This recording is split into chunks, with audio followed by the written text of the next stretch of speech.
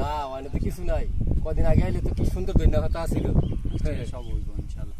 সম্মানিত দর্শক, কৃষিকর YouTube channel থেকে আমি আহমেদ জাসেফাল আপনাদেরকে জানাচ্ছি প্রাণ ঢালা শুভেচ্ছা। আশা করি সবাই ভালো আছেন। করোনার এই দিনে সবাই সতর্ক আছেন এবং অপরকে সতর্ক রাখার চেষ্টা করছেন। আজকে আমরা কৃষি একটি জমিতে আপনাদের নিকট উপস্থাপনা হয়েছি।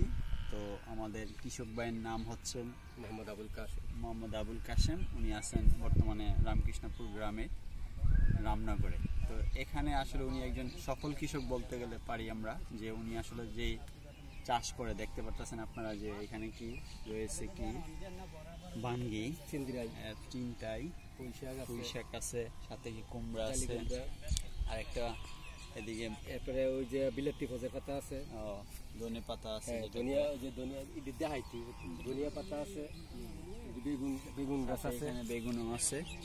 তো আসলে বেগুনের ফলন এখনো আসে নাই, তবে অতি শীঘ্রই কি আশাবাদী যে আমরা ফলন পাবো।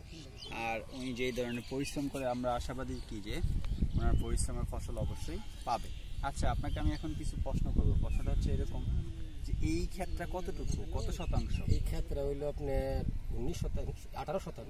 18% ক্ষেত্রে। তো এই 18% জমি থেকে আপনি এই পর্যন্ত কেমন টাকা ইনকাম করছেন? না আলহামদুলিল্লাহ মোটামুটি ভালোই করছি। প্রথম আপনার ধনিয়া পাতা করছিলাম, তো আমি 1 কেজি ধনিয়া পাতা ইয়ে করছিলাম, ধনিয়া বানাইছিলাম। আচ্ছা আচ্ছা। কিন্তু এর মধ্যে প্রায় 4-5 হাজার টাকার মতো বেচছি, নিজে খাইলাম। তারপরে বেগুন গাছ লাগাইলাম। আচ্ছা, আবার মানে এটার মধ্যে ধনিয়া পাতা প্লাস বেগুন গাছ মানে একসাথে। এখনো বর্তমানে কিছু বানিয়েছিলাম, বৃষ্টি নষ্ট হয়ে গেছে, তারপরও কিছু আছে। কিন্তু আপনার এই যে আমরা দেখতে পাচ্ছি এই ধনেপাতা, ধনেপাতা কিন্তু আসলে ফলনটা ওইরকম হয় নাই, মানে বৃষ্টিতে নষ্ট হয়ে গেছে। যদি হইতো তাহলে অনেকটাই ভালো। তারপরে ওই যে বাকি অংশটা দেখছেন, ওইটা ইয়া করছিলাম, তিল করছিলাম। আচ্ছা, তিল কইরা মোটামুটি তিল ভালোই হয়েছে। তিলের দাম শস্য দানা, কিন্তু সবজির মধ্যে এগুলো আছে। হ্যাঁ, সবজির মধ্যে। তারপরে আপনার এই যে আরেকটা জাহাজ দিমু আমি, দেখেন বাসা করে রাখছি, ইনশাল্লাহ করমু আপনার উস্তা। তারপরে শশা করার নিয়ত আছে। আর এটা তো কুমড়া, এটার মধ্যে লাউ গাছ, এই যে দেখছেন না, এগুলি লাউয়ের বীজ আমি লাগাই দিচ্ছি। মাছাটার মধ্যে লাউয়ের বীজ লাগাই দিচ্ছি। ও আচ্ছা আচ্ছা। কিন্তু আপনার এই যে দেখতেছি আমরা কুমড়াগুলো কিন্তু যে ঘনত্বটা ঘনত্বটা একটু বেশি, কিন্তু আসলে এখন শেষ মুচুম হয়েছে, মোটামুটি ভালোই বেশি।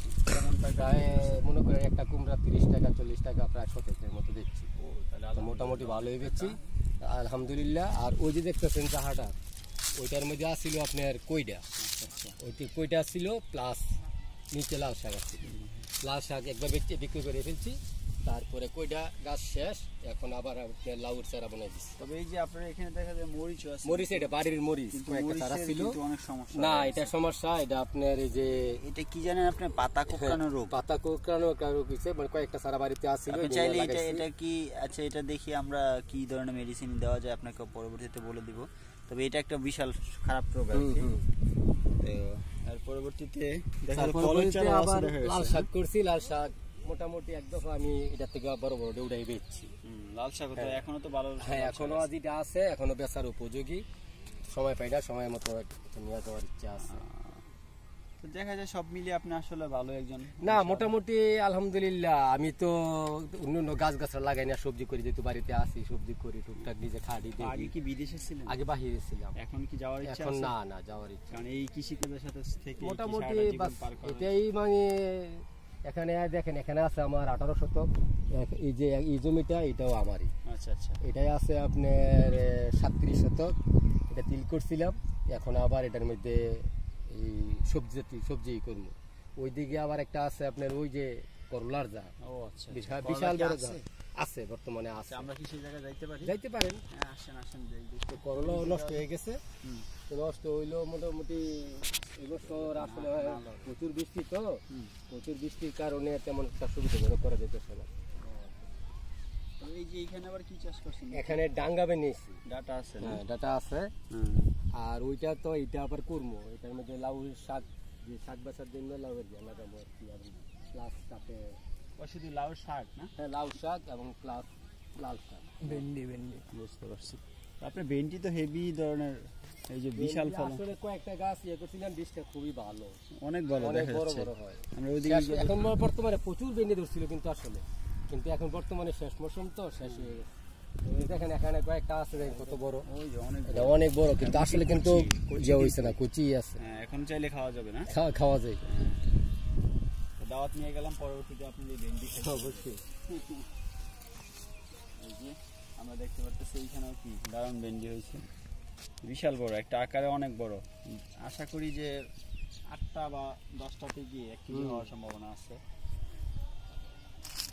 আসলে কি বলবো দর্শক, যে আসলে দেখেন এত সুন্দর একটা সবজি যে একটাতে কি অনেক হ্যাঁ, বড় এখন দেখা তো শেষ যাচ্ছে। মৌসুম। এই যে দেখছেন না, অথচ দেখছেন, প্রত্যেকটা কিন্তু ভেন্ডি আছিল, শুরু থেকেই প্রত্যেকটা ভেন্ডি আছিল, গাছটা কি এই যে গাছ এইগুলি প্রত্যেকটা ভেন্ডি। এটা কিন্তু শেষ মৌসুম এখন। আর আপনাদেরকে বলে দেই যে আরেকটি সুসংবাদ, যে আমরা বীজের সাথে সম্পৃক্ত আছি। আপনারা চাইলে কি আমাদের কাছ থেকে কি এই ভিডিও দেখে যদি বীজের জন্য আগ্রহী হয়ে থাকেন, কৃষক ভাইদের কাছ থেকেও আমরা আপনাদেরকে বীজ সংগ্রহ করে দিতে পারবো। এছাড়াও আমাদের আরও কিছু কি কোম্পানির বীজ আছে, তো চাইলে কি আপনারা সেখান থেকে আমাদের কাছ থেকে নিতে পারবেন। যদি দরকার হয় তো অবশ্যই কি আমাদের সাথে যোগাযোগ করবেন। তো চলেন আমরা আসলে ওই করলা এইখানে যাওয়ার চেষ্টা করতেছি।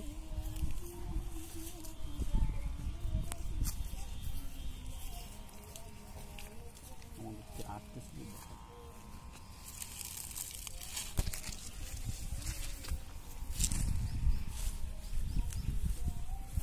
আর এই ক্ষেত্রে আপনি কি সরকারের কাছ থেকে কোনো প্রকার না না, সুবিধা পাচ্ছেন? আসলে সরকার কাছ থেকে কোনো সাহায্য সহযোগিতা আসলে আমি নিজে যোগাযোগ করি না, জানি না যে আমাদের আপনাদের প্রতিটা ইউনিয়নে একজন কৃষি কর্মকর্তা চাকরি করতেছে, আপনাদের ইউনিয়নে কিন্তু একজন আছে, আপনি কি জানেন এটা? কৃষি কর্মকর্তা, হ্যাঁ জানি, কিন্তু আসলে আমরা যোগাযোগ করা হয় না। আবার কারণ এই যে আপনি সার সম্পর্কে জানতে পারবেন, এরপরে এগুলি কিন্তু লাউয়ের মানে লাউ শাক বেচার জন্য লাউয়ের গাছ আমি ইয়ে করছি। তো এটা তো অনেক ফসল হয়ে আছে, যে যেমন এখন লাউ শাক করতে হবে কিন্তু ভালো। তবে আপনার গাছগুলো কিন্তু খুবই পরিপক্ক, সরি, যে আসলে গাছের যে বৃদ্ধিটা অনেকটা কিন্তু সুন্দর দেখতে, দেখা যায় কি সবুজ, অথচ কোনো রোগাটা টোগাটা না। তো মাশাআল্লাহ অনেক সুন্দর আর কি দেখা যাচ্ছে। তো আমরা এখন আসলে যে কাঙ্ক্ষিত যেটা দেখতে আসছি সবজির বাগানটা, সেটা হচ্ছে কি করলা। দর্শক দেখতে পাচ্ছেন যে আসলে করলা কিন্তু এখন একটা কি বলবো, যে একটা শুরু হচ্ছে আর কি। দেখেন প্রতিটাতেই কি ফুলে ফেপে উঠেছে আর কি, অর্থাৎ ফুলে কিন্তু পরিপূর্ণ। আর অলরেডি কি ছোট ছোট করে এখনো এই কুড়ি ছাড়তেছে আর কি, অর্থাৎ এক কথায় কুড়ি ছাড়তেছে, এখনো শুরু হয় নাই। তবে আশাবাদী অতি শীঘ্রই কি ফলন আসবে ভালো। তবে এইখানে দেখা গেছে কি কি কি এটা করতে গিয়ে আপনি কি কি ধরনের রোগের সম্মুখীন হচ্ছেন। যেমন এখানে একটা হতে পারে যে ফুল হয় বেশি কিন্তু ফুল ঝরে যাচ্ছে, এটা একটা রোগ হতে পারে।